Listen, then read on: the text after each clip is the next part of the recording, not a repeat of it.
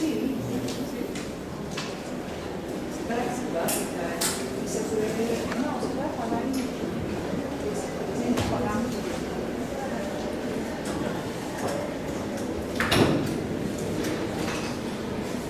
Gracias. Bueno, el profesor Rubén Sierra nos va a acompañarnos esta noche. Porque se encuentra en el Foro de Filosofía en Manizales, entonces me ha delegado para moderar la sesión de hoy. Pues tengo el gusto de presentarles a la profesora Miriam Jimeno. Ella es profesora titular del Departamento de Antropología, tiene un grupo de investigación sobre conflicto social y violencia y nos va a hablar sobre la novela de la violencia. Entonces lo tengo con la profesora Miriam. Buenas noches. Las imágenes lo que hacen es acompañar la charla, digamos que la ilustran, no son indispensables. Sin embargo, sí me gustaría que las pudieran ver bien. Lo que yo voy a exponerles esta noche es el resultado de la lectura de 5 novelas que se conocen con el título de novelas de la violencia, es decir, novelas que fueron escritas entre 1946 y 1960. Sin embargo, dentro de esas 5, como veremos, yo privilegié las que estuvieron escritas alrededor de los años 50 por una razón que ahora voy a contarles. Lo primero, el primer elemento que quiero, yo creo que me voy a parar porque me gusta ver. El primer elemento que quiero presentarles es un elemento de contexto y es el de la comprobación, la reiteración por los distintos. También, porque entonces no déjenme aquí que entonces yo controlo, no, déjenme así que yo estoy bien así. La reiteración por los distintos investigadores de la abrumadora cantidad de referencias a la violencia que hay en diferentes manifestaciones artísticas. No solamente en la novela entonces, sino en las artes plásticas, en la poesía, en el cuento y un poco menos cine y teatro. Pero ese es, digamos, el primer elemento que quería presentarles. Uno de los estudios sobre violencia, el de Lucila Inés Mena, hecho ya hace más de 20 años, dice: podemos decir sin temor a equivocarnos que la violencia ha sido el tema dominante en la novelística colombiana de las últimas décadas. Claro que esto está escrito en 1978 y sin embargo, aún así se refiere a esto. Esta reiteración es recogida, por ejemplo, en este libro, en el de Arte y Violencia en Colombia desde 1948, que es un libro editado por Álvaro Medina, de un catálogo de una exposición que se hizo en el año 99, hace exactamente 10 años, en el Museo de Arte Moderno. En ese libro, Álvaro Medina recoge varias de las expresiones artísticas, plásticas de violencia, y comienza con este cuadro de Alejandro Obregón, quien fue uno de los testigos del 9 de abril. Pero trae muchos otros mostrando. Uy, se fue, no sé, hice algo mal o qué.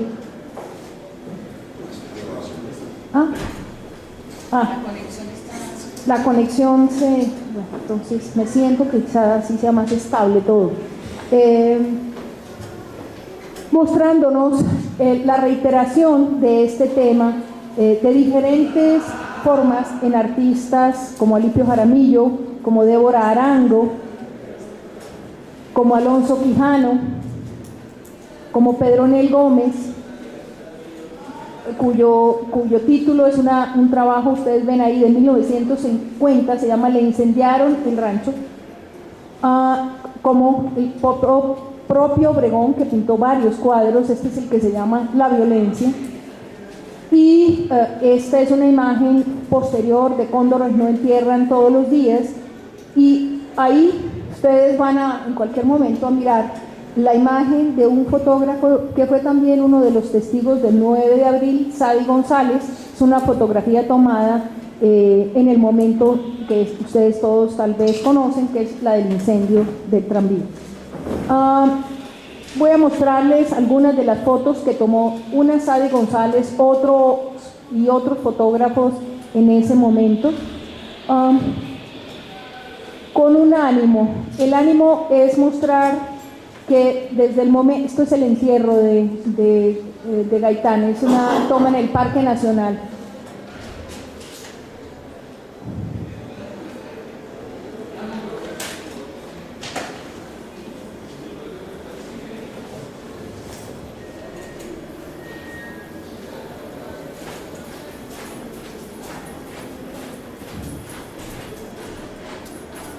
Bueno, hasta ahí tenemos. Bueno, la idea de mostrarles esto es un poco ilustrarles de una manera gráfica esa primera tesis, y es de que este tema de la violencia desde el año 46 en adelante ha marcado la temática de la expresión artística colombiana, y que probablemente lo siga haciendo durante muchos años más. Pero ¿qué es lo que es peculiar de la manera como se representa el arte, en el arte, la violencia? Es lo que yo voy a tratar de presentarles hoy. En primer lugar, la idea de que esa avalancha, y el término avalancha es un término que usa uno de los críticos literarios para referirse justamente a las novelas de la violencia, que esta avalancha, él dice avalancha de papel impreso, pero yo creo que es una avalancha de todo tipo de manifestaciones, que esta avalancha está indicando una preocupación en la sociedad por representar un hecho que le inquieta y que le atormenta.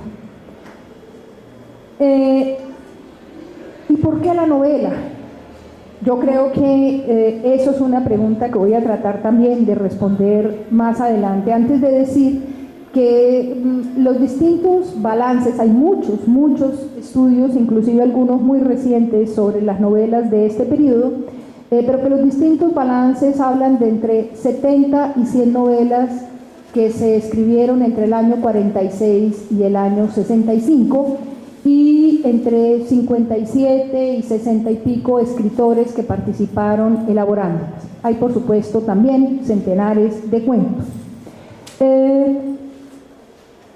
Esta reiteración, digo, tiene entonces que tomarse como una señal de una inquietud profunda en la sociedad colombiana, que es recogida a través del lenguaje de la novela por literatos profesionales, pero también por un número importante de quienes no eran literatos profesionales, sino simplemente fueron testigos de esos hechos: sacerdotes, médicos, escritores de momento, escritores de ocasión, y por supuesto algunos escritores profesionales como Eduardo Caballero Calderón.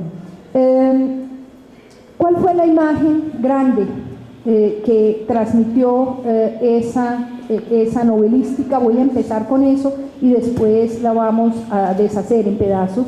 Yo creo que la recoge muy bien Herbert Brown hace un par de años, cuando dice que la imagen que nos ha quedado de esta época fue la de una patología generalizada, dice él, de locuras, de gente mala, de gente de campo vacía y supersticiosa que mataba sin saber lo que hacía. Dice él, es una historia o una nebulosa memoria en la cual rara vez aparecen seres humanos reconocidos como tal. Esta imagen patologizada, que suele ser la imagen que tenemos hoy en día de esa época e inclusive de la época actual, a esta imagen contribuyeron en buena medida la manera como se estructuraron las llamadas novelas de la violencia. Y lo que quiero señalar es que esta literatura tiene una ambigüedad, contiene, y esa es, digamos, mi tesis central, contiene una ambigüedad profunda, pues al tiempo que devela y denuncia extremos de crueldad y abusos de poder, también construye y alimenta la idea de una barbarie intrínseca del pueblo colombiano. Digo, esa es como la idea central que yo quiero manejar. Ahora quisiera muy rápidamente enmarcar conceptualmente estas novelas.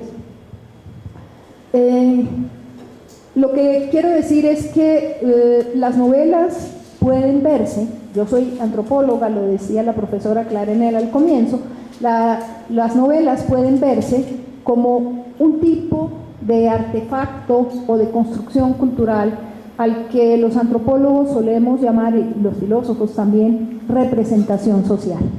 Yo quisiera entender, y ese es mi intento, entender estas novelas de la violencia como representaciones sociales, es decir, como construcciones simbólicas para interpretar la realidad. Este tipo de construcción se alimenta de estereotipos, de creencias, de valores, de sentimientos que hay en la sociedad en la cual se construye. Una representación, pues, es una construcción simbólica que sirve como marco interpretativo de la realidad. Mi propuesta entonces es que estas novelas, en su conjunto, y en la medida que fueron tan numerosas, se alimentaron entre sí y forjaron representaciones, verdaderas representaciones sociales.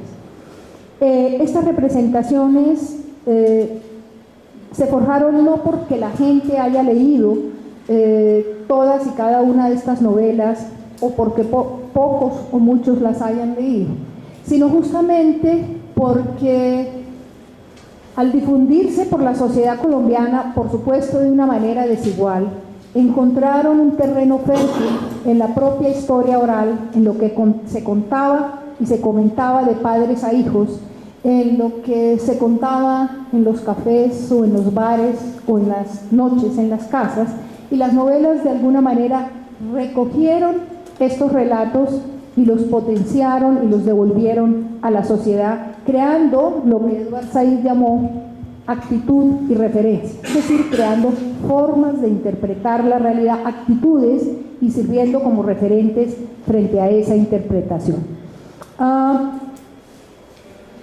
Quiero para no abundar, entre otras, ¿cuánto tiempo tengo? Yo no miré el tiempo y eso sí necesito que usted me controle. Pues usted es la que dice, usted manda. Bueno, una hora me va avisando ahí como voy. Bueno, no, espero no hablar tanto como una hora, pero bueno, estas representaciones, de estas representaciones vimos ya en la charla de Ángela Uribe una muestra. Ella no habló de representaciones, pero habló de las metáforas de expiación de Monseñor Willis, y de cómo estas metáforas fueron fundamentales para inducir a determinadas acciones, y fueron importantes porque hacían parte de un dispositivo ideológico, decía ella, que era muy eficaz en la medida en que apelaba a valores del momento, a valores de la sociedad católica de ese entonces. En este caso yo pienso también que las novelas tienen una eficacia simbólica, son representaciones con eficacia simbólica, y quisiera añadir dos elementos adicionales a los que la profesora Uribe nos mencionó ese día, dos elementos conceptuales. El uno es que la fuerza simbólica de ese discurso no depende de su verdad histórica. Es decir, con esto yo quiero decir que las novelas de la violencia yo no las voy a mirar como relatos de lo que pasó, así ellas pretendan ser relatos de lo que pasó, que yo las voy a mirar más bien como una interpretación de lo que pasó, con unas consecuencias muy efectivas en la forma en que pensamos esos sucesos. La eficacia simbólica, dice algún teórico como Pierre Bourdieu, es independiente del valor de verdad, estoy citándolo a él, del valor de verdad de sus significados. Eso es lo que he dicho hace un momento. No voy a pretender entonces que las novelas narran lo que pasó, pero sí que nos ofrecen una interpretación codificada de lo que pasó.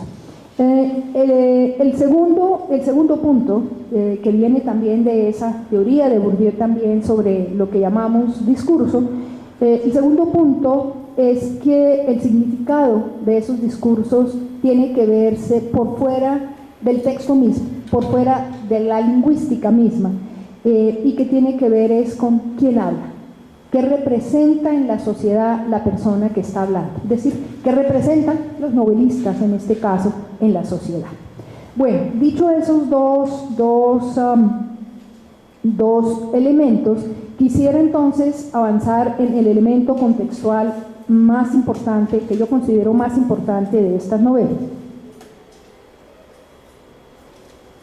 El elemento contextual que quiero subrayar es el de que se produjeron en una intensa politización, así la llama Henderson, una intensa politización, y que eso marca el carácter de lo que fue escrito. Con esto yo no quiero quitarle valor o veracidad a esto, pero sí es importante subrayar que eso impregna el carácter para las características a las que yo quiero llegar más adelante. Tomo simplemente como ejemplo de esa intensa politización el trabajo de Darío Acevedo sobre la caricatura. No solamente fueron los novelistas, no solamente fueron los pintores, sino fue todo el ambiente letrado y político, por supuesto todo el ambiente político colombiano, el que estuvo presa de esa confrontación ideológica, de esa intensa politización. Por ejemplo, Darío Acevedo estudia, es para dar un ejemplo simplemente, la caricatura de Pepe Gómez, y muestra que los caricaturistas fueron también protagonistas de lo que él llama un duelo programático entre los partidos. Y digo, citando a Darío Acevedo, dice: si la caricatura de Gómez no es enteramente panfletaria, sí deja ver el espíritu del militante partidista. Con esto les quiero dar un ejemplo más de cómo la intensidad de ese momento impregna los textos, todos estos textos. Desde el punto de vista de la crítica literaria, esto se ha llamado inmediatismo, y una gran cantidad de las novelas que fueron escritas son clasificadas justamente en este primer periodo. Muchos de los críticos literarios dividen la producción literaria, la mayoría, en dos periodos: uno de inmediatismo, de intensa politización, y otro de reflexión. Otros son un poco más sofisticados y hablan de 3, 4 periodos, pero todos en el fondo las agrupan en dos momentos: un momento donde los hechos que acontecen marcan la narración, y otro hecho donde la forma literaria se impone. En este primer momento, a quien escribe no le interesa mucho la calidad de la escritura, sino más bien la intensidad de la comunicación. En general, entonces, se le critica la calidad literaria a este tipo de obras. Sobra decir que con lo que yo les he dicho hasta ahora de mi orientación, para mí no es relevante la calidad literaria, sino la manera en que ellas fueron escritas. La primera gran característica es entonces la de ser escritas al calor del momento, pero hay una segunda que quiero subrayar, y es el carácter testimonial de la inmensa mayoría de estas novelas. La mayoría de estas, entonces, dice, y voy a citar una de ellas: sin ser historia pura ni autobiografía, este libro es parte de la tragedia que todos los colombianos hemos vivido, desde que la camarilla de los violentos se apoderó del poder. Este libro que escribo en el exilio no es sino una parte de mi testimonio, dice Carlos Sacho Pareja en la presentación del monstruo. Pero esta misma postura, un lenguaje partidista, liberal, en su inmensa mayoría, esa es la otra característica, y es que abiertamente toman el punto de vista liberal, pero asumirse como testigos de primera mano atraviesa toda esta literatura de una manera muy fuerte. Voy a tomar otro ejemplo que no está escrito en ese primer ciclo de la violencia, en ese primer ciclo de la novela, que es el prólogo de Gustavo Álvarez Gardiazabal a Cóndores no entierran todos los días. Dice: escribí Cóndores como una novela. Surgió de la vivencia infernal de mi infancia en las calles de Tuluá, en pleno vigor de la violencia política que azotaba a Colombia entonces.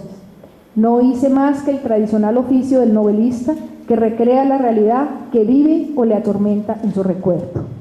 En efecto, entonces, la inmensa mayoría de este primer ciclo de escritura nombra hechos, personajes, escenarios claramente identificables, a menudo usa nombres propios, de manera que adquieren el carácter, como dice Mercado, de contar la verdad, de ser más documentales que poéticos y más testimonio que novela, que ficción. Esta mezcla, digamos, de estilo, donde la memoria, la biografía, el testimonio, la ficción, la poética se mezclan, esta característica nos hacen ver algunos críticos literarios que es típica de un filón de novelas latinoamericanas a lo largo del siglo XIX.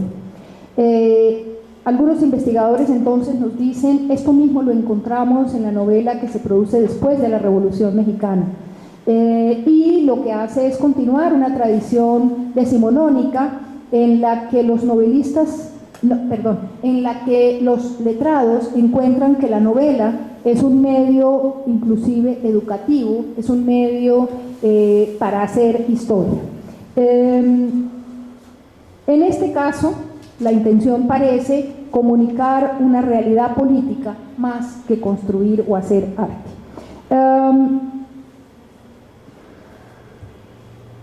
Osorio Lizarazo, por ejemplo, en un trabajo de 1938, dice que la novela, cito, es un instrumento adecuado para despertar una sensibilidad y para formar un ambiente propicio a obtener la afirmación de un equilibrio y de una justicia sociales. Es decir, estos críticos nos hacen ver que la novela fue vista, por lo menos hasta los años 50 de este siglo, del siglo pasado en Colombia, como un instrumento didáctico y un instrumento de crítica y de reforma social. Pero aparte de entonces mostrar que la forma novela es un lenguaje, es una forma deliberada adoptada para comunicar algo, aparte de eso quisiera subrayar y no dejar pasar qué es lo que implica la afirmación de que estas novelas son producto de hechos de primera mano o de conocimiento de primera mano. Me imagino que ustedes están pensando el mecanismo psicológico que hay ahí central es el de la identificación personal. Es decir, no se recurre a la ficción mostrando que es una fantasía con la cual se recrea la realidad, sino a la ilusión también de que lo que se está mostrando son los hechos verdaderos a través de personajes de carne y hueso con los cuales puede haber una identificación emocional. Es pues un recurso eminentemente de identificación emocional sumamente eficaz, por ejemplo, en la construcción de la memoria del Holocausto. Jeffrey Alexander, tiene es un sociólogo norteamericano que tiene un trabajo en el que muestra cómo el mecanismo retórico del testimonio y de la identificación personal, por ejemplo, el diario de Ana Frank, fue fundamental para poder construir la generalización de una memoria crítica y de una conciencia moral crítica del Holocausto. Bueno, eso es lo que hacen las novelas de la violencia, exactamente. Mostrarnos que son testimonios personales para poder, a través de la vía de la identificación emocional, construir una comunidad moral que sancione lo que estaba ocurriendo. Y esta sanción moral que se construye por la vía de la identificación personal, por supuesto que va a entrar a las valoraciones que las personas hacen en el futuro, no solamente de la época, sino de los personajes y de las luchas en las que se ven envueltos. Me explico. Voy a tomar simplemente un ejemplo que ustedes todos conocen muy bien, incluso Raquel, que es tan joven, que es el de Álvaro Gómez. Álvaro Gómez sufrió toda su vida en sus aspiraciones políticas justamente de la manipulación de la sanción moral que su cercanía a los hechos de la violencia invocaba. Con esto quiero decir que creo que uno de los efectos que produjeron estas novelas, y ya casi voy a llegar a contarles las novelas, uno de los efectos que produjo estas novelas fue el de construir una comunidad moral que sancionaba los hechos y sancionaba también a los actores. En cierta medida, me parece a mí, Herbert Brown dice algo parecido en algún artículo de él, que la novela habló lo que no habló la justicia, lo que no hablaron mecanismos de verdad pública. Es decir, la novela cumplió una función de exposición de la verdad, de exposición de la voz de las víctimas, que no fue posible por canales institucionales diferentes en Colombia.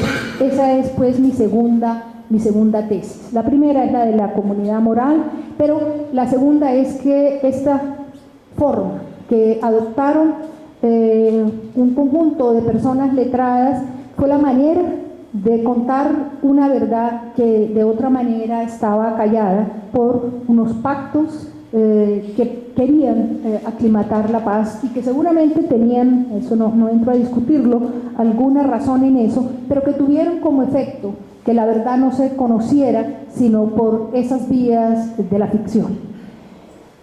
Dicho esto, voy a contarles muy brevemente, espero yo,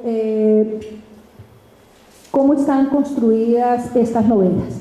Yo les decía que escogí 5 novelas. Escogí 5 novelas de este, digamos, centenar de novelas, con básicamente 2 criterios. El primer criterio es que hubieran sido novelas ampliamente difundidas en ese momento. El segundo criterio fue de que reflejaran una manera de mostrar realidades regionales, no que tipificaran las regiones, pero que sí mostraran la variedad de la violencia en las principales regiones en que ella ocurrió.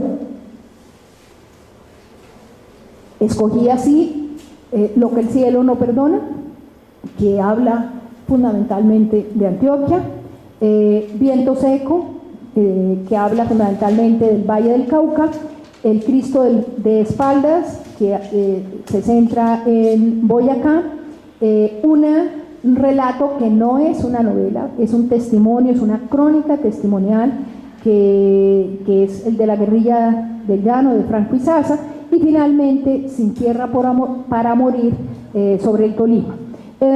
Lo que el cielo no perdona fue publicada en 1954, la primera, y tuvo muchas reediciones. Yo leí una de ellas que decía que era la 5ª reedición. No tengo claro el número de ejemplares, pero lo único que sí está registrado es que tuvo numerosas reediciones y que fue ampliamente conocida. El autor es un sacerdote que se llamaba Fidel Blandón Berrío, y las primeras ediciones aparecen con un seudónimo, como Ernesto León Herrera. La novela se sitúa con un mapa, de manera que ubica un sitio donde Blandón Berrío era párroco, que se llamaba el pueblo de Juntas de Urumita, en el occidente antioqueño, él dice al norte de Cañas Gordas y cerca de Aveiva, dice Blandón Berrío. Tiene seis anexos documentales, la llamada novela histórica, la subtitula, creo que ustedes ven ahí, sí, novela histórica, y tiene 6 anexos documentales que tienen la función entonces de mostrar la veracidad del relato y demostrar de nuevo que es un relato testimonial. Tiene cartas en que el sacerdote se dirige al gobernador de Antioquia, varias cartas fechadas en 1953, en 1952, en 1951 otra. Una de ellas es una carta en que dice que ha recibido la orden del obispo auxiliar de Antioquia, dada a su vez por el gobernador de Antioquia, de que él salga de la parroquia. Tiene también, y desde ahí se ve ya otra característica de estas novelas, fotos de varias masacres, y yo pues no se las traigo porque quiero evitar un poco la reiteración del horror, y fotos de cabezas cortadas. El texto está escrito de una manera que no es, por supuesto, la de la ficción de la novela. Empieza hablando de nosotros, a otras veces emplea la tercera persona, se supo, y otras veces transcribe diálogos aparentemente presenciados por él con guerrilleros liberales. Lo que uno concluye después de leerlo es que él mezcla sus propias vivencias en estos pueblos con los testimonios que le dio otro párroco que también sacan de la zona, de apellido Jiménez, y que era el párroco de Urama. Me voy a detener un momento en el prólogo de la 5ª edición, que fue la que yo leí, porque en este prólogo hay citas del Tiempo, del Diario de Girardot y de Panorama de Medellín. Y el Tiempo dice Hernando Santos, que comenta el libro porque este libro, cito, se funda en principios documentales. Y Hernando Santos, en otro artículo, dice también que es un documento impresionante, y se refiere a una ofensiva que hay contra el libro y para acallar al autor del libro. En ese momento todavía él estaba circulando con el seudónimo. Calibán, en 1954, en El Tiempo, dice que un periódico conservador se apresuró a condenar el libro por exagerado y parcial, pero dice Calibán, nada más inexacto. Es la simple exposición de hechos presenciados por el ilustre autor. Es la expresión de la verdad para que todos conozcan lo que pasó en Antioquia y Valle. Otro elemento que hay en este prólogo es la pretensión de denuncia. Entonces, el periódico Panorama, que era un periódico de Medellín, dice que este libro es, cito, un herrete colgado sobre el pecho de los verdugos que martirizaron al pueblo colombiano. Se dan ustedes cuenta pues del tipo de lenguaje que se emplea. Bueno, la narración él la cuenta novelada y hace una contraposición entre lo pacífico y laborioso del pueblo antioqueño y cito el libro ya no el prólogo sino el libro mismo, la grosera politiquería, el cáncer mortífero de Antioquia y de Colombia, y habla directamente de Laureano Gómez y de Mariano Ospina Pérez como los que propician la violencia, con los nombres directos. Luego cuenta la historia de cómo una persona, y uno no sabe si ese es su verdadero nombre o no, Arturo Ramírez, dice de Sopetrán y vecino de Urumita, armó una primera guerrilla y después el resto del libro se dedica a describir con mucho detenimiento cómo otra persona, Aníbal Pineda, que en apariencia es también un nombre real, es un guerrillero del occidente antioqueño que en 1950 llegó a la región donde estaba el cura Blandón para asumir el mando de la guerrilla. Blandón se detiene en las burlas que le hacía a la policía, a sus actos de valor, y uno supone que sí es un personaje real porque transcribe una carta que él le dirige a su hermano. Dice que logró reunir hasta 500 hombres en un campamento llamado Camparrusia. Tiene una parte en que Blandón dice que lo admira a este Aníbal Pineda por el respeto y devoción al Sagrado Corazón de Jesús y a la Santísima Virgen del Carmen. Esta es una reiteración de muchos de los textos, la reiteración de que estos campesinos perseguidos justamente auspiciados por su persecución por la propia Iglesia, eran profundamente católicos. Bueno, se detiene también en el asesinato de este campesino Aníbal Pineda a traición cuando quería dejar la guerrilla. En este pequeño relato que les he hecho de viento de lo que el cielo no perdona, la parte final entonces, la parte central está puesta en los atropellos, en la crueldad de los atropellos, y narran con mucho detalle golpizas, torturas, asesinatos, violaciones, con todos los detalles posibles, pero la segunda parte es la insurgencia. Y vamos a ver qué es otra reiteración entonces en estas novelas. Así como se muestra la persecución con detalle y los autores se detienen en la crueldad, muestran después también cómo se construyen héroes de la resistencia. La siguiente novela es Viento Seco. No tengo aquí la carátula del libro. Viento Seco fue publicada en 1953 y digamos que fue el bestseller de esas novelas. Algunos estudios, Luis Iván Bedoya y Augusto Escobar, dicen que vendió 50.000 ejemplares en 2 años, lo que ellos dicen era una cifra exorbitante para esta época. Quienes publicamos libros aquí sabemos que sigue siendo una cifra exorbitante, que sacamos por ahí de nuestras cosas 200, 300, 500 libros como mucho, y se demoran como 10 años vendiéndose. Bueno,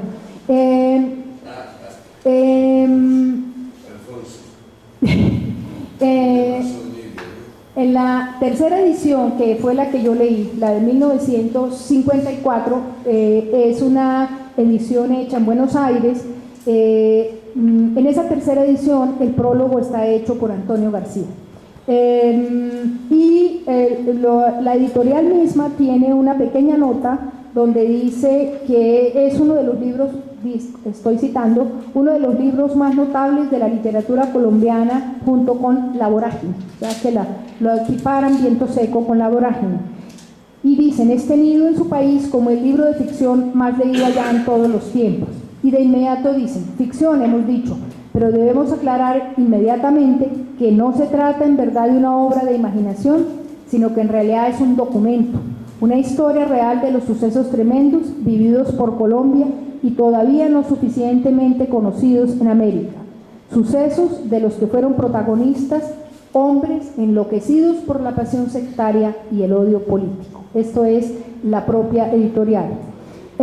Yo misma leí ese libro en el inicio de los años 60 en casa de mi abuela paterna, que no vivía en Colombia, y quien me lo indicó para leer, para que aprendiera lo que era la historia de Colombia y no como una novela. Digo esta manera en que yo lo leí justamente porque me parece que no fue un caso personal y único, sino que Muchas personas de la generación mía leíamos en ese momento esa literatura de esa manera, no como ficción, sino como un registro, como una denuncia, como un afán de hacer conocer lo que pasaba en regiones del país. Antonio García dice algunas cosas en las que me quisiera detener. Antonio García comienza a decir una cosa similar a lo que dicen los prologuistas. Dice que esta es una novela, pero una novela que sienta un testimonio y está hecha con los materiales de nuestra propia historia. Daniel Caicedo, dice Antonio García, rinde su testimonio y nadie lo obliga a ello, en una patria acobardada por el poder invicto y sin órbita de la fuerza. Habla entonces reiteradamente de que es un testimonio implacable, que tiene el lenguaje del Eclesiastés y que deja ver, usa la expresión, la lepra oculta que hay en Colombia. Entonces, de nuevo, encontramos la idea de que es un testimonio de enormes injusticias cometidas contra el pueblo. Al escoger Antonio García la lepra como una alegoría, es obvio que escoge una enfermedad que tiene connotaciones de vergüenza y ocultamiento. Antonio García insiste en que es muy valiente el médico que escribe esto al develar la injusticia y mostrar cómo los campesinos están, leo, asusados por curas con escapularios en el bolsillo que acaban todo liberal que encuentran. Hay entonces en este prólogo de Antonio García la reprobación moral, por supuesto, muy clara de los protagonistas. A lo que quiero ir es también que estos campesinos que están dibujados de manera esquemática son traicionados, y según ella, ese es el punto de Antonio García, son traicionados por el propio liberalismo en su eje. Entonces, dice, por un pedacito para terminar lo del prólogo de Antonio García, dice Antonio García que el personaje central de este drama, el drama colombiano, el verdadero, son las clases altas, sin ideales, solo con afán de acumulación, inaccesibles y que son los únicos beneficiarios de la violencia. Ahí hay otro elemento que quiero ir dejando sentado y es la idea de que si bien hay unos culpables específicos que están muy claramente dibujados, la policía, menos el ejército, pero sí la policía, los jueces, los alcaldes locales, el presidente de la República, los gobernadores, a veces con sus nombres, si bien son estos los culpables, también se termina en una especie de generalización moral al criticar no solamente al liberalismo, sino en general a las clases altas, a las élites, y luego termina diciendo que todos los colombianos, con la indiferencia, somos culpables. También voy a retomar ese elemento como uno de los que construye esta violencia, y es una especie de ontología del mal de los colombianos. Viento Seco tiene 3 partes, voy a leer simplemente los títulos. Uno se llama La Noche del Fuego, el otro La Noche del Llanto y finalmente La Noche de la Venganza. Es muy claro entonces para ustedes el periplo de lo que está haciendo. ¿Cómo voy?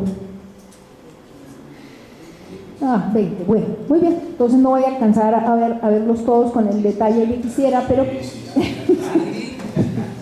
bueno, voy a leerles cómo empieza Viento Seco, porque me parece cómo empieza y cómo termina, ya para pasar al siguiente.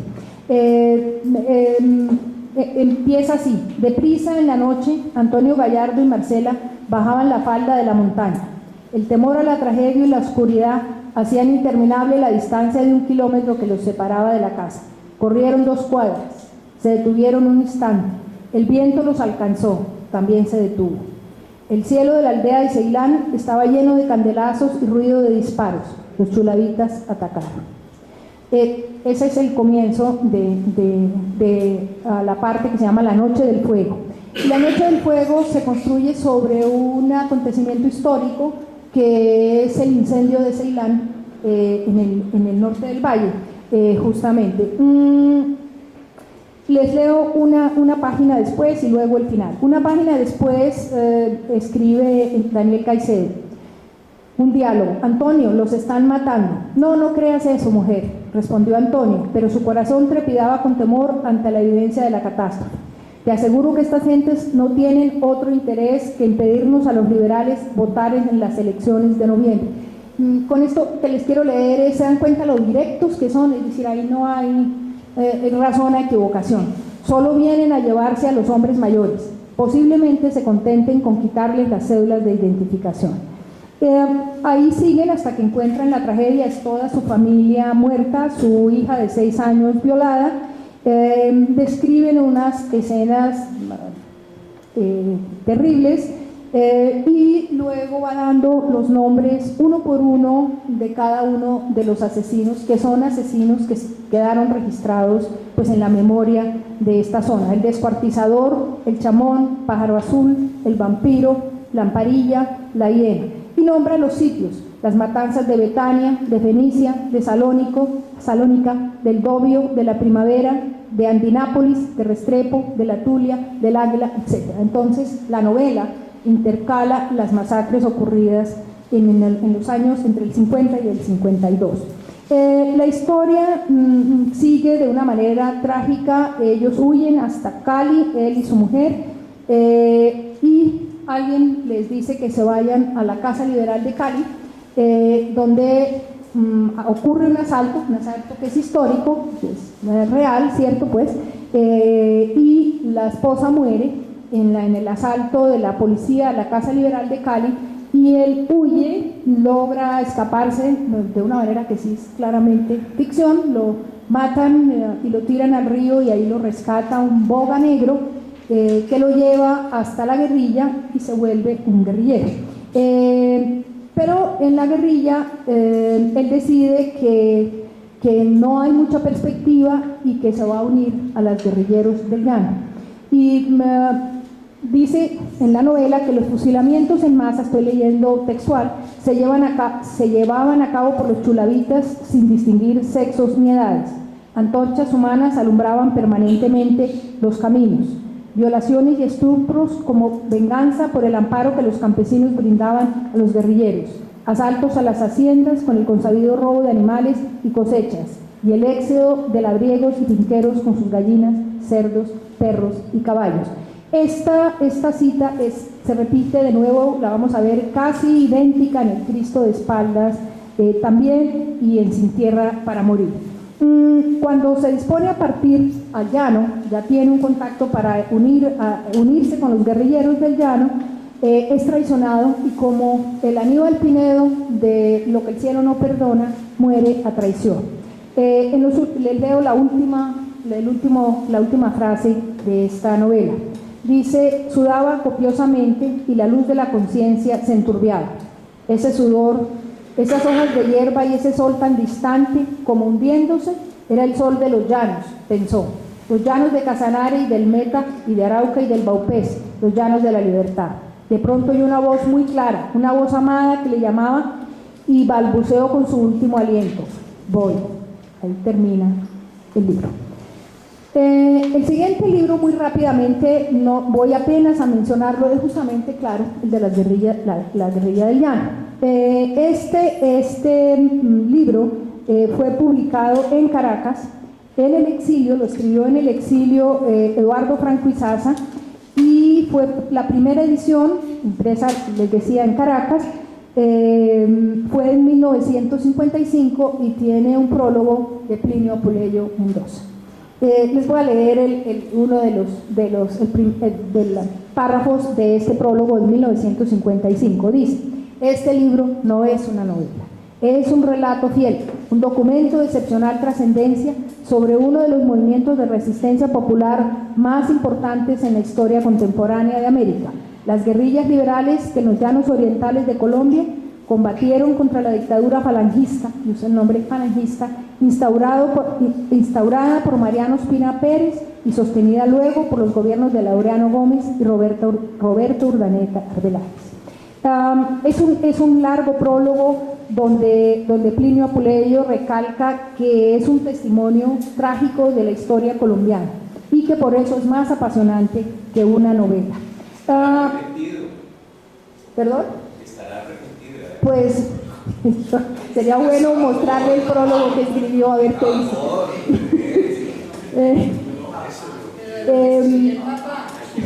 No, ningún papá, no es el que ustedes conocen, el que están pensando, efectivamente. No, Plinio Apuleyo Mendoza. Otra cosa es que la gente cambie de posición. Y en el libro. Evolución, gracias, sí. En el libro habla de su padre, que era Plinio Mendoza Neira, gaitanista, y este joven era comunista en ese momento. Por eso, comunista. Bueno, el Partido Comunista. Franco Izaza él mismo cuenta al comienzo del libro, porque el libro no pretende ser una novela, el libro pretende ser la crónica de él allí, que él nació en Sogamoso, dice, de una familia orgullosa que estudió en Tunja, y uno entiende que es una familia acomodada de hacendados.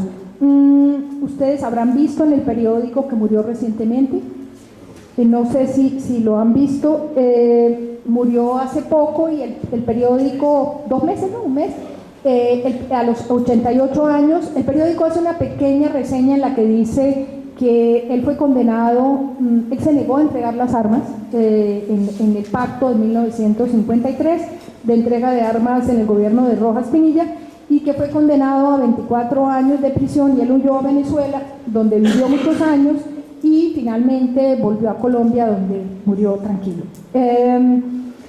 Bueno, Franco Izaza hace un relato muy pormenorizado, es un texto muy largo, son casi 400 páginas, empieza, y ya eso voy a hacer lo mismo, el comienzo y el final, empieza contando por qué decide irse a la guerrilla, y dice así: Gustavo Jiménez, compañero de mi niñez, con quien cambié mis primeros puños a los 13 años y con quien jugábamos a las guerrillas por los lugares más abruptos de nuestras tierras sogamoseñas, el Chato Jiménez estaba muerto. Gustavo Jiménez había sido asesinado en pleno salón de la Cámara en el Capitolio Nacional por la bala artera del indio Amadeo Rodríguez. Esto lo supe en Sabana Grande, un pintoresco pueblito levantado sobre una meseta a orillas del río Upía, y Sabana Grande pereció también. A partir de ahí él va contando todo el periplo de cómo busca a Eliseo Velázquez, que era el jefe de la guerrilla en ese momento, es cómo se le une él a Eliseo Velázquez y empieza a buscar armas y organización, cómo Eliseo Velázquez los abandona y cómo se reorganizan cuando él se encuentra con Guadalupe Salcedo y crean un comando central. El texto tiene 337 páginas, tiene unos mapas que detallan el área de la cual se está hablando. Al final, él muestra, bueno, es también un recuento de crueldades, también trae lo mismo que los otros, de asesinatos, de torturas, pero después muestra cómo la guerrilla se va fortaleciendo cada vez más, logran tener un número importante de hombres y de armas, logran un mando central, y entonces empiezan los contactos para que ellos se rindan. Y López Pumarejo fue la persona encargada de contactar 3 veces, él narra esos contactos en el libro, a Eduardo Franco, y narra cómo tomaban whisky en un campamento guerrillero con Alfonso López, y cómo hacen unas cartas en que prácticamente logran un pacto, y cómo después ese pacto no lo cumplen, para finalmente, a espaldas de Franco Izaza, hacer una entrega de armas en 1953. Les voy a leer el último pedazo también de este libro. Dice Franco Isanza que en septiembre de 1953 la prensa anuncia la entrega fraccionada de las guerrillas. Dice, fue un desbarajuste. En síntesis, a cambio de nada, las guerrillas victoriosas ceden el terreno conquistado a tan alto precio y sin dejar nada para sí, se entregan tan confiadas como otras veces fueron al combate. Y la gran rebelión se apaga para abrir un paréntesis en el tan agitado y tremendo drama político colombiano. Así termina este texto. Es decir, él deja el sabor de los héroes que son traicionados de nuevo. Y son traicionados en este caso, y lo dice muy abiertamente, por la jerarquía del Partido Liberal. Habla de Alberto Lleras y habla especialmente, de Alberto Lleras, de Carlos Lleras y de Darío Echandía.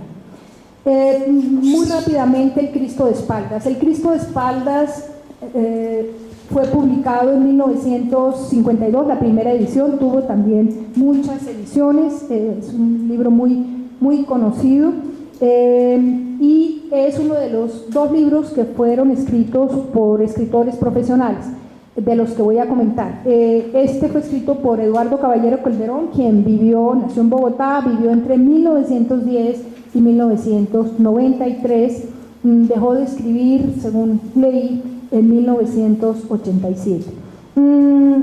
En este libro, lo que es interesante y que lo distancia un poco de los otros libros es que él hace un intento por mostrar una tensión entre la estructura de las relaciones sociales rurales y las condiciones humanas de ignorancia, habla de pasiones bajas, de suciedad, de fealdad, en sus casi 200 páginas que es la novela. No es el único relato en que Eduardo Caballero Calderón habla de la violencia, él incluso lo relata en algunas de sus cartas colombianas. El relato empieza en un sitio, empieza así: desde la boca del monte, sobre un barranco negro tallado por la lluvia, la torre de la iglesia era la flor del frailejón apuntando al cielo lechoso del páramo. Corta un poquito y sigue. La llovizna que había dejado de caer un momento repicó en los flancos humeantes de las mulas. Y ahí muestra cómo un cura joven está llegando acompañado por el sacristán el sacristán que era del pueblo, está conduciéndolo a su pueblo. Y todo el texto es una contraposición. Me imagino que ustedes ya todos lo leyeron porque sí es un libro muy conocido, pero solamente les recuerdo que es una contraposición permanente entre el cura joven que quiere la modernización del pueblo, la limpieza del pueblo, la belleza del pueblo, y el cura viejo, que no está en ese momento sino en otro pueblo, que está convencido de que el liberalismo oculta el comunismo y que es anticristiano. Y el drama se desenvuelve alrededor de un asesinato, del asesinato del cacique conservador del pueblo, y de cómo ese asesinato es achacado a su hijo, que es un liberal. Narran el intento de linchamiento del cual el cura salva a este joven y cómo finalmente logra que no lo asesinen, para terminar sin embargo derrotado cuando es el cura sacado del pueblo en medio de los incendios y las violaciones y sobre todo los incendios de los campesinos. A ver